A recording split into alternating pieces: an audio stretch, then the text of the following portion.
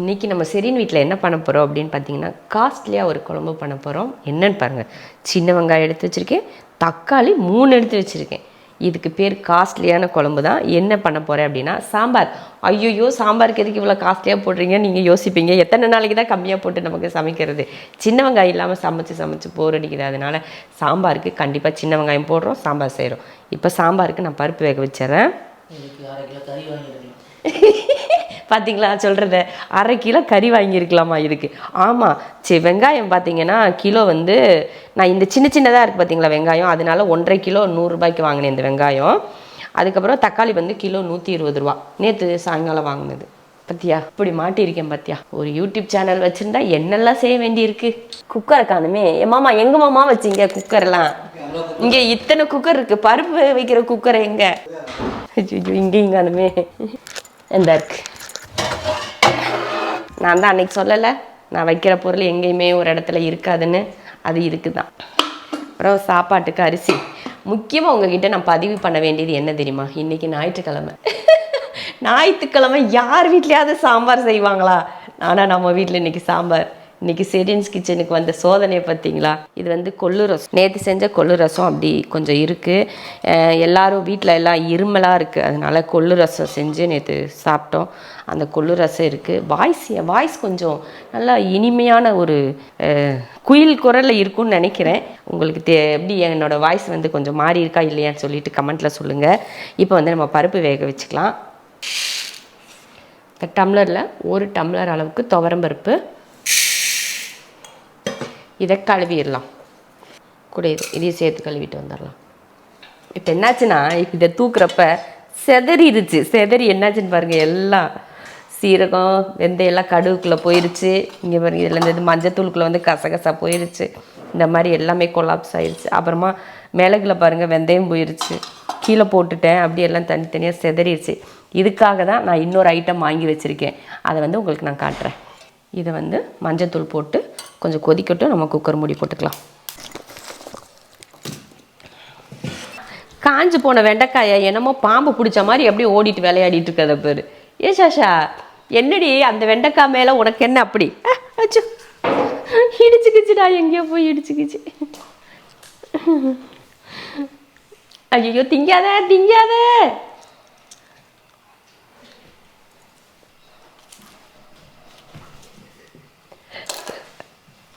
இப்போ பாரு, மூச்சு வாங்கிட்டு உட்காந்துருப்ப நீ. சாம்பாருக்கு முருங்கைக்காய், கத்திரிக்காய், தக்காளி எல்லாத்தையும் கழுவிடலாம். சாம்பார் செஞ்சு சொல்லப்போனால் ரொம்ப நாள் ஆச்சு. இந்த மாதிரி முருங்கைக்காயெல்லாம் போட்டு சாம்பார் செஞ்சு ரொம்ப நாள் ஆச்சு. எனக்கு சாம்பாரே பிடிக்காது, அதனால் சாம்பார் செய்கிறேன். இந்த மாதிரி பெரிய வெங்காயத்தை வந்து கொஞ்சம் பெருசாக இந்த மாதிரி 4ஆக வெட்டி இந்த மாதிரி போட்டோம்னா, நம்ம ஹோட்டல் சாம்பார்கள் எல்லாம் பார்த்தீங்கன்னா நீங்கள் கவனிச்சிருப்பீங்க, இந்த மாதிரி வெங்காயம்லாம் பெருசாக தெரியும். அந்த மாதிரி ஒரு ஃபீலிங் உங்களுக்கு இருக்கும். அதனால் கொஞ்சம் பெருசாகவே இந்த மாதிரி வெட்டி போட்டுக்கோங்க. அப்புறமா கொஞ்சம் சின்ன வெங்காயம் நான் சேர்த்துருக்கேன். உங்களுக்கு விருப்பம் இருந்தால் சின்ன வெங்காயம் சேர்த்துக்கோங்க, இல்லைன்னா வேண்டாம். இதையும் நான் முழுசாகவே சேர்த்துக்கிறேன். இந்த சாஷா நாக்கு தள்ளிடுச்சா, 2 தடவை ஓடுவா அங்கேயும் இங்கேயும். நிறைய பேர் சொல்லியிருக்கீங்க ஷாஷாவுக்கு வந்து ஹெல்த் ப்ராப்ளம் அப்படின்னு சொல்லிட்டு. ஹெல்த் ப்ராப்ளம்லாம் கிடையாது. ஷாஷா வந்து ஓடி விளையாண்டா, அவள் ரொம்ப நேரத்துக்கு விளையாண்டானா அவளுக்கு வந்து மூச்சு வாங்கும். ஏன்னா கொஞ்சம் குண்டாக இருக்கா இல்லையா, அதனால். குண்டாக இருக்கிற எல்லாருக்குமே இதே பிரச்சனை, மனுஷங்களாக இருந்தாலும் சரி, அது இந்த மாதிரி பூனைக்குட்டி நாய்க்குட்டியாக இருந்தாலும் சரி, அதுங்களுக்கு அதிகமாக குண்டாக இருக்கிறதுனால விளையாடுறதுனால அதுக்கு வந்து நாக்கு தள்ளுது. இங்கே ஐயோ என் பிள்ளை பாவம் இந்த தண்ணி குடிமா, வாடி தங்கமையிலே. அப்பயுமே அது சும்மா இருக்குன்னு நினைக்கிறீங்களா? ஓடிக்கிட்டு தான் இருக்கும், சொன்ன பேச்சு கேட்குறதே கிடையாது. மாடி தோட்டத்தில் நேற்று விதை வச்சு இன்றைக்கே முளைச்சிருச்சு. மாடி தோட்டத்தில் தெரியுமா, நம்ம போட்ட கீரை வளர்ந்துருச்சு, லைட்டாக முளைச்சி வந்திருக்கு. இப்போ நம்ம வீட்டில் குக்கர் எல்லாமே ரொம்ப பழசாயிருச்சு. ஏன்னா இதில் கைப்பிடி, இங்கே ஒரு கைப்பிடி இருக்குது பார்த்தீங்களா, அது எல்லாம் எத்தனை தடவை மாட்டினாலும் அது வந்து நிற்க மாட்டேங்குது. ஏன்னா அது போயிடுச்சு. அதே போல் குக்கர் மூடியும் நல்லா மூட முடியல. அதனால் நான் புதுசாக வந்து குக்கர் வாங்கிட்டு வந்திருக்கேன். பார்த்தீங்கன்னா நான் 2 குக்கர். இது என்ன பார்சல்னு பார்க்குறீங்களா? ஆர்டர் போட்டது, உடம்பு சரியில்லைன்னு சொல்லிட்டு காலையில் நான் எதுவுமே செய்யலை. ஆர்டர் போட்டு வச்சேன், சாப்பிடாமே ஒருத்தன் போயிட்டான். பார்த்துக்கோங்க, எதுக்கு நான் ஆர்டர் போடணும். அதுக்கு பாருங்கள், குக்கர் காட்டுறேன். ப்ரெஸ்டீஜில் தான் வாங்கினேன். ஸ்டீலெல்லாம் இல்லை, அலுமினியம் குக்கர் தான். ஸ்டீல் குக்கர் வாங்கி எனக்கு என்னமோ ஸ்டீல் வந்து பிடிக்கல. ஏன்னு தெரியுங்களா, அது வந்து சீக்கிரமாக அந்த மரையெல்லாம் போயிட்டு அந்த வாசர்லாம் சீக்கிரமே போயிருச்சு எனக்கு. அதனால் ஏற்கனவே இருக்குல்ல, அது வேண்டான்னு சொல்லிட்டு இதிலே அலுமினியத்திலே வாங்கிட்டேன்.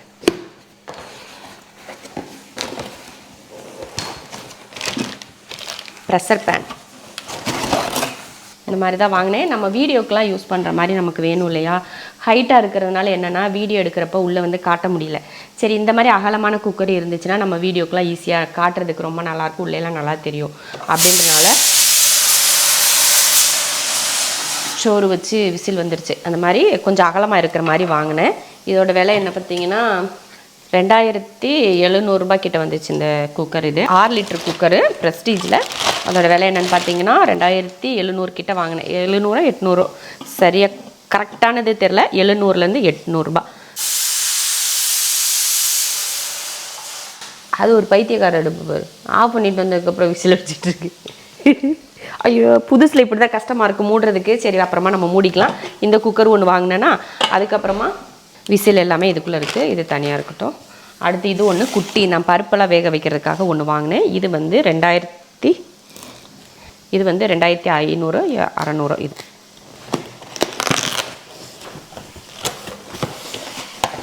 இது வந்து ஸ்டீல் குக்கர். இது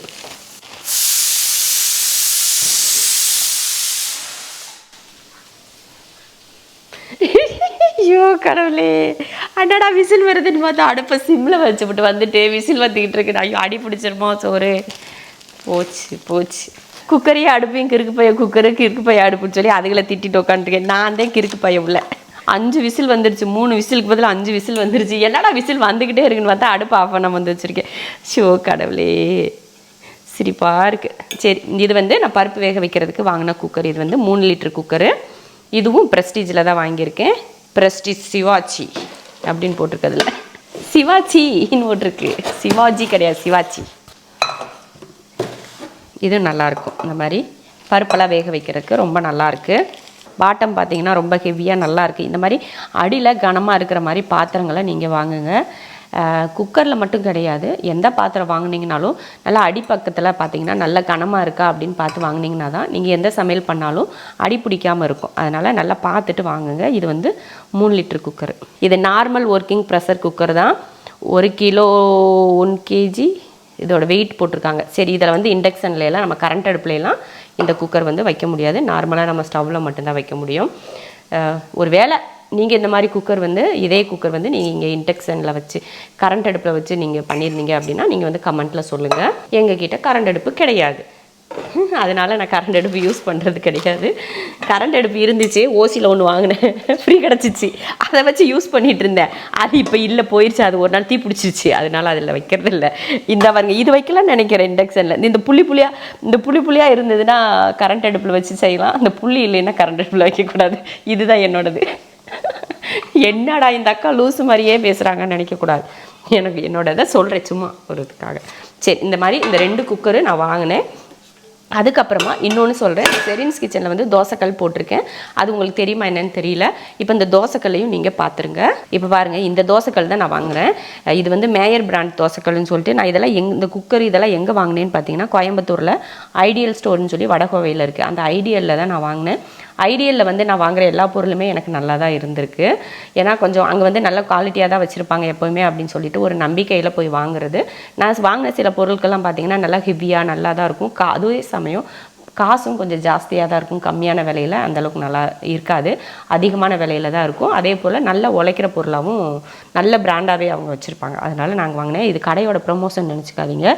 நான் வந்து நீங்கள் கேட்பீங்க பாத்திரம்லாம் எங்கே வாங்கினீங்க செஞ்சீங்கன்னு சொல்லிட்டு.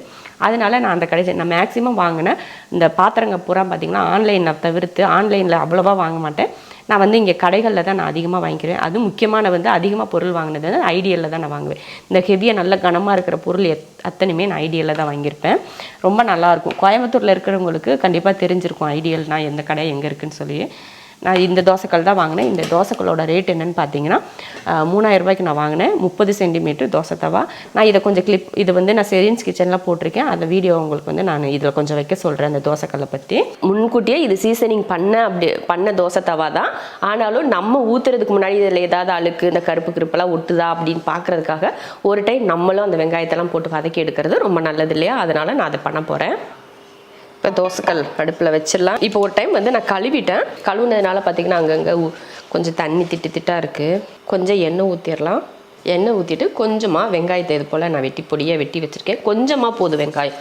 அதையை வச்சு நம்ம இது போல் நல்லா இந்த தோசைக்கல் ஃபுல்லாக பரப்பி நல்லா வதக்கி எடுக்கலாம். அவ்வளோ பாருங்கள். இந்த மாதிரி வெங்காயத்தை வந்து நல்லா அதை தோசைக்கல் சூடாக வெங்காயம் நல்லா வதங்குது பாருங்கள். இந்த தோசைக்கல் ஃபுல்லாக வெங்காயம் வந்து நல்லா படுற மாதிரி இந்த மாதிரி நல்லா தேய்ச்சி இந்த மாதிரி பண்ணி விடுங்க. இது வந்து நீங்கள் பழக்காத சட்டியில் கூட இந்த மாதிரி சீசனிங் வந்து நீங்கள் பண்ணலாம். நான் வந்து இதில் கலர் எதுவும் இருக்கா அப்படின்றதுக்காக செக் பண்ணுறதுக்காக போட்டேன். ஆனால் உண்மையாகவே எந்த கலரும் இதில் வந்து பிரிஞ்சு வரல. இதுவே நம்ம இரும்பு சட்டி புதுசாக வாங்கியிருந்தால் கூட இதில் கொஞ்சம் அந்த துரு பிடிச்சதெல்லாம் இந்த மாதிரி வந்திருக்கும். ஆனால் இதில் வரல, நல்லா தான் இருக்குது. இதில் முட்டையும் ஒன்று உடச்சி ஊற்றிடுவோம்.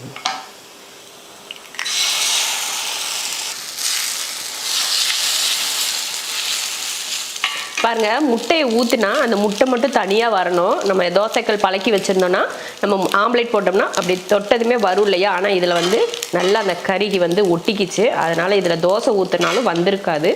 நம்ம சீசனிங் பண்ணியிருக்காங்க அப்படின்னு சொல்லிட்டு நம்ம எடுத்து ஊற்றினா கண்டிப்பாக வராது. அதை நம்ம தனியாக தான் பண்ணி ஆகணும் போல். அவ்வளோதான், முட்டையும் நல்லா கறிக்கிடுச்சு. சரி, இப்போ அடுப்பை ஆஃப் பண்ணிடலாம்.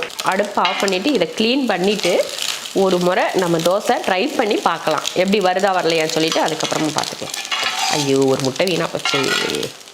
இப்போ நம்ம முட்டை வெங்காயம் எல்லாம் போட்டு தேய்ச்சி கழுவி எடுத்தாச்சு. இப்போ மறுபடியும் லைட்டாக எண்ணெயை தேய்ச்சிட்டு நம்ம தோசை ஊற்றலாம். கல் வச்சு கல் நல்லா காஞ்சிருச்சு.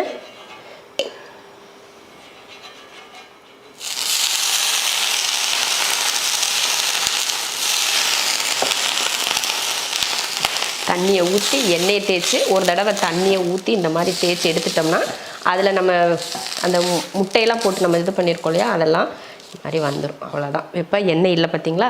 இப்போ நம்ம தோசை ஊற்றிடலாம். கல் நல்லா காஞ்சிருக்கு. தோசை நல்லா வந்துடும். நல்லா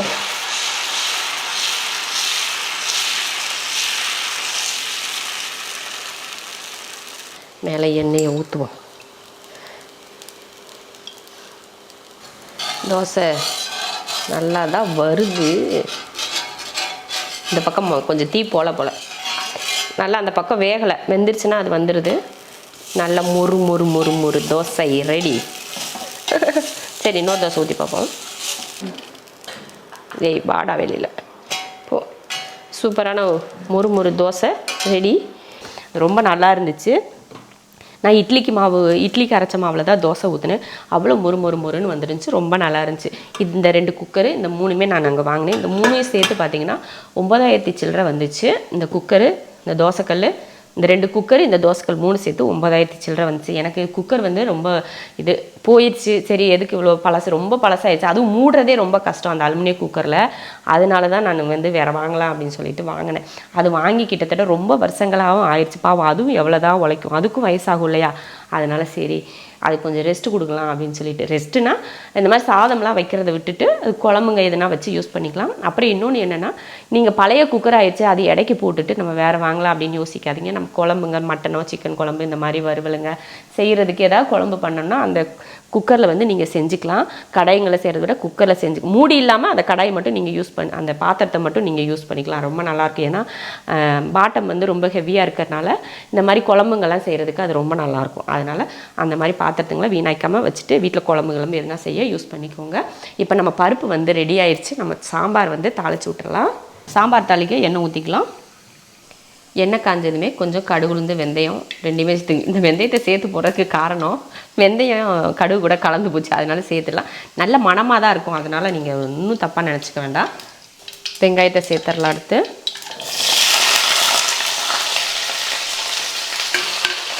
கருவேப்பிலை, அடுத்து வதக்கிடுவோம். இந்த ஷாஷா என்ன செய்யும் தெரியுங்களா, வீடு கூட்டினா அந்த வீட்டு கூட்ட விடாமல் அந்த நடுவில் அது வாட்டுக்கு வந்து படுத்துக்கிறோம். அதே பேர் வீடு துடைச்சா அந்த வீடு துடைக்கிறதுக்கு நடுவை துடைக்க விடாமல் போய் படுத்துக்கிறோம். இப்படியே தான் செய்யும் இந்த ஷாஷா. வரி எப்படி குப்பையில் படுத்துருக்குன்னு வாரத்துக்கு ஒருக்க குளிக்க வச்சாலும் அழுக்காயிடுறா. இவளை என்ன தான் பண்ணுறது நான். மேலே பார்த்தியா கார்டன் மண்ணுக்குள்ளே அத்தனை போட்டு பறந்து. வெங்காயம் ஓரளவுக்கு வதங்கினதுக்கப்புறமா தக்காளி, நான் 3 தக்காளி எடுத்தேன் போடுறதுக்கு, மனசு கேட்கல. அதனால் சின்ன தக்காளியாக 2 தக்காளி மட்டும் இதில் சேர்த்துடலாம். சேர்த்துட்டு வதக்கி விட்ருவோம். இல்லை காயை சேர்த்து போட்டுருவோம். ஒரு முருங்கைக்காய், ஒரு உருளைக்கிழங்கு சேர்த்துறேன்.